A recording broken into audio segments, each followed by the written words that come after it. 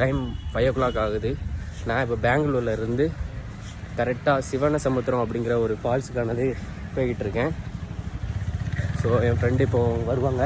So அவங்க கூட பைக்கில் கிட்டத்தட்ட அது 120 கிலோமீட்டருக்கு அவையில் இருக்குது. ஸோ அங்கே போயிட்டு அதோட காட்சிகளெல்லாம் நான் வந்து உங்களுக்கு அப்டேட் பண்ணுறேன். So wait and see. Morning 5 o'clock start பண்ணால் தான் ஒரு 2 மணி நேரத்தில் அங்கே போய் ரீச் பண்ண முடியும். அப்படிங்கிறதுனால மார்னிங்கே நாங்கள் 5 o'clock கிளம்பிட்டோம். ஸோ போகிற வழியில் எல்லா பக்கமும் பார்க்கும்போது அந்த ரோடானது சூப்பராக இருந்துச்சு. ஸோ நேஷ்னல் ஹைவே பிடிச்சக்கப்புறம் தான் எங்களுக்கு வந்து ஒரு நிதானமாகவே நாங்கள் போக முடிஞ்சுது. அது வரைக்கும் கொஞ்சம் டிராஃபிக்காக இருந்த மாதிரி தான் ஃபீல் ஆச்சு. அப்போவுமே அந்தளவுக்கு டிராஃபிக் இருந்ததுன்னா பார்த்துக்கோங்களேன். ஒன்ஸ் நாங்கள் அங்கே போனதுக்கப்புறமா இதான் என்ட்ரன்ஸு. 8 o'clock ஓப்பன் ஆயிரும். ஸோ என்ட்ரன்ஸு கொஞ்சம் தூரம் உள்ளே போகணும்.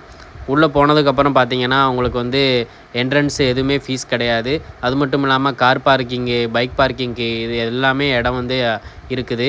அங்கேயே எதுவுமே சார்ஜ் வாங்க மாட்டாங்க.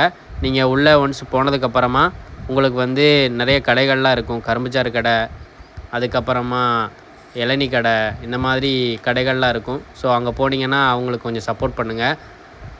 ஒன்ஸ் நீங்கள் உள்ளே போனதுக்கப்புறம் பார்த்தீங்க அப்படின்னா உங்களுக்கு வந்து கொஞ்சம் நடந்து போகிற மாதிரி இருக்கும்.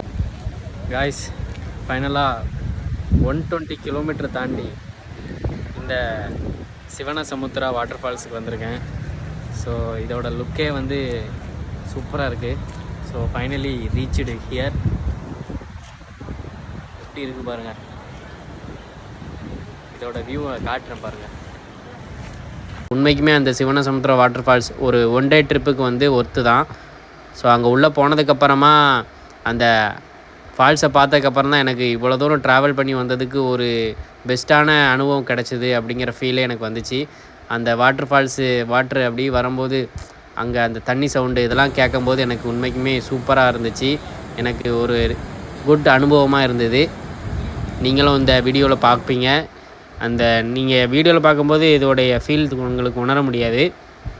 பட் நீங்கள் நேரில் போய் நீங்கள் விசிட் பண்ணி பார்த்தீங்க அப்படின்னா அந்த அருவி விழுறது நீங்கள் பக்கத்துலேருந்து பார்க்குற மாதிரி கூட அங்கே இட வசதிலாம் அவங்க ஏற்பாடு பண்ணி கொடுத்துருக்காங்க. So must visit. பெங்களூர்லேருந்து 120 கிலோமீட்டருக்கு அவையில் இந்த சிவனசமுத்திரா வாட்டர் ஃபால்ஸ் இருக்குது.